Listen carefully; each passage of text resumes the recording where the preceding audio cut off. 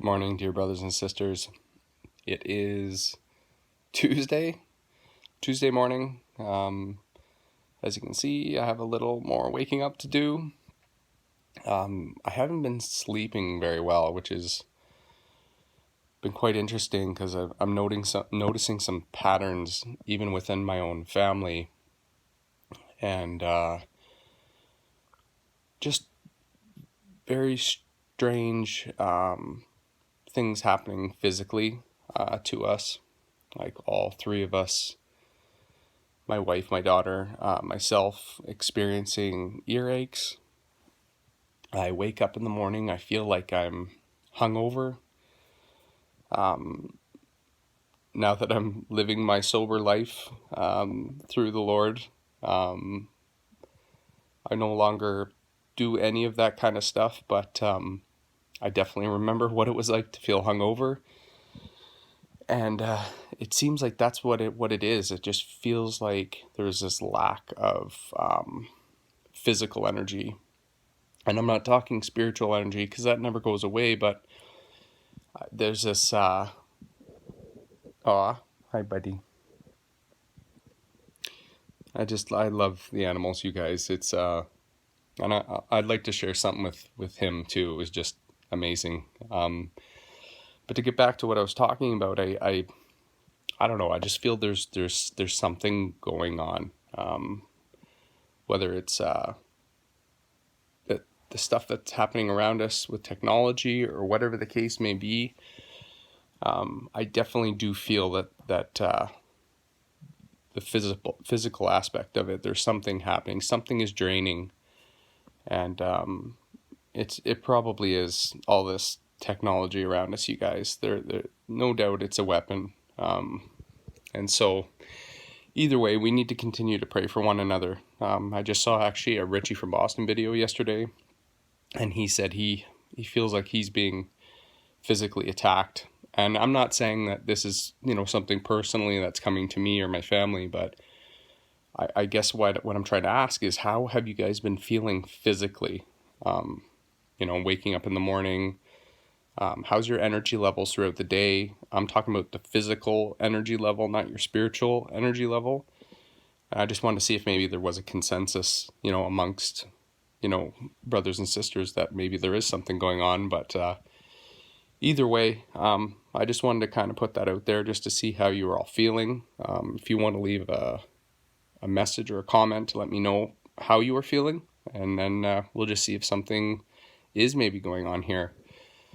But my little kitty there, his name's Chevy, and I work for a company that deals with salvage, like vehicle salvage. And they were going to actually crush a car, and there was 4 little kittens crying in the back of the vehicle. And it just so happens that it was in a Chevy HHR.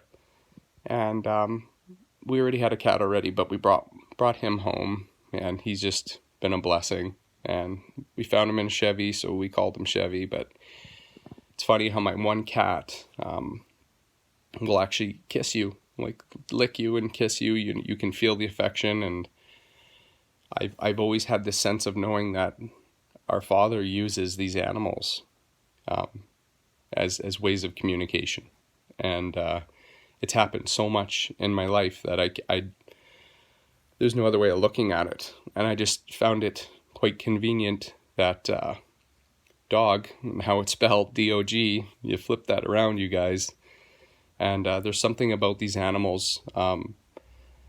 You watch them, they do their thing, but then there's this moment of compassion and love, and you feel it. You feel the Father, you feel the love, and it's quite amazing.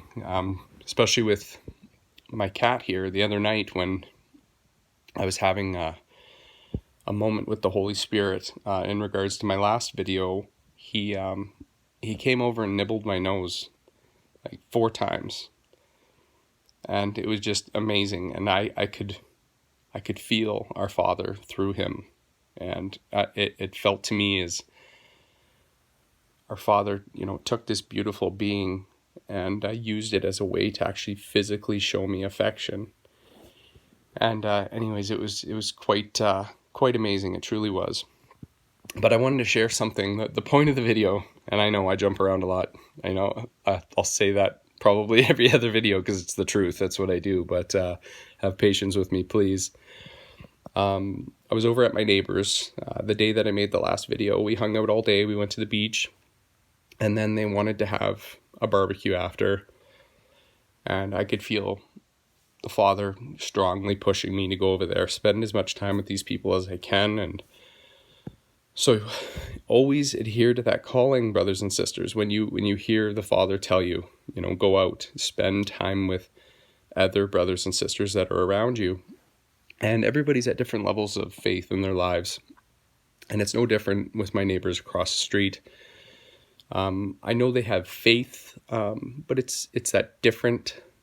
I guess they're on the milk, brothers and sisters. That's the easiest way to explain it. They're not on the strong meat. They're on the milk.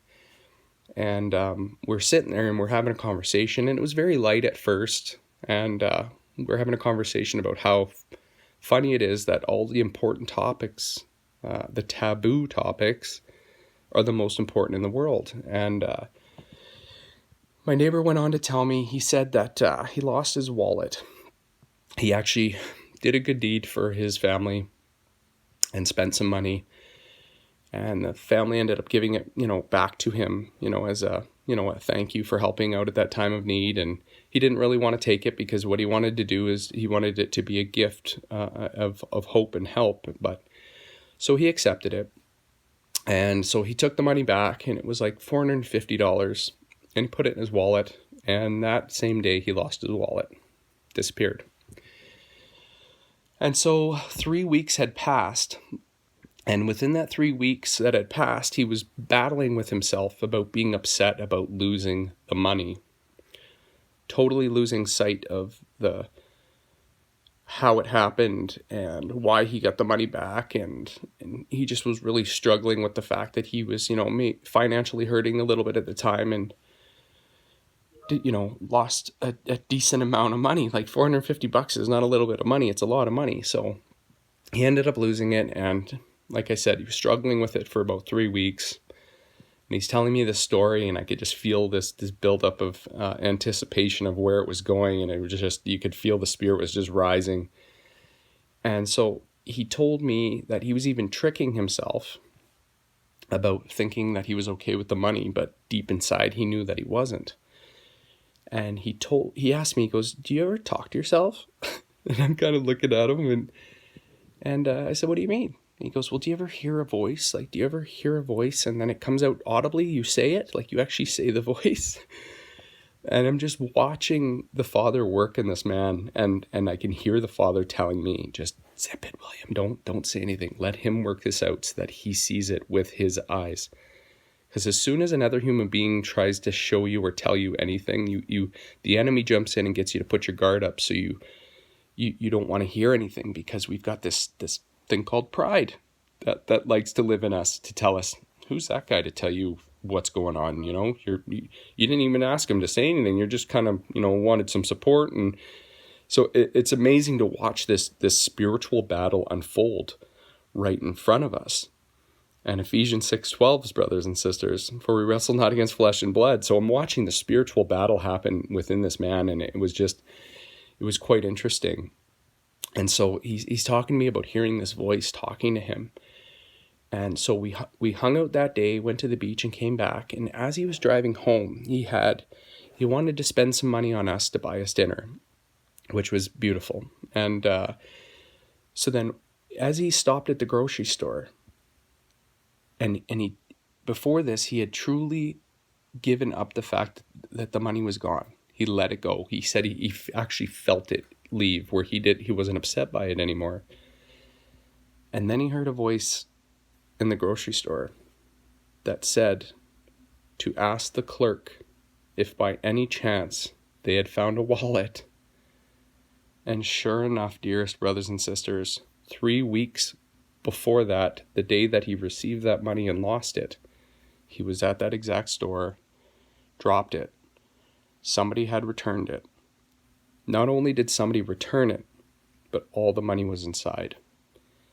And he was just looking at me, Like, he didn't even know what to do with the story, but I knew he got it. I saw that he understood it. The fact, it had nothing to do with the wallet and the money, dear brothers and sisters. It had everything to do about letting go of the world, the money, the fleshly desire. And as soon as he was able to let that go and learn that lesson, the Father rewarded him by giving him it back. And I'm not talking about the money, just the wallet. And the wallet was a symbol. It was a symbol of saying, look, I tried to teach you this lesson. You acknowledged it. You learned the lesson. You let it go like I asked you to. And then I rewarded you. And so he was just beside himself and didn't know what to make of it. But I saw that he was getting it. So he spent the rest of the night actually having something to eat, and just we got into some very, very, very deep conversation that, you know, people don't normally like to get into because it's uncomfortable. But I just want to thank you, Father, for allowing that day to go the way that it did. And I just wanted to share this with you today. I just thought it was quite amazing to watch our Father work through everyone. Doesn't matter where you are, whether you're on the milk or whether you're on the strong meat, he's there working, feeding you. So I pray that you're full. Keep eating, dear brothers and sisters. I love you. Pray you're having all an amazing morning. Have a great day. I love you dearly. And Father willing, I will definitely do another one of these. Have a great day. Bye.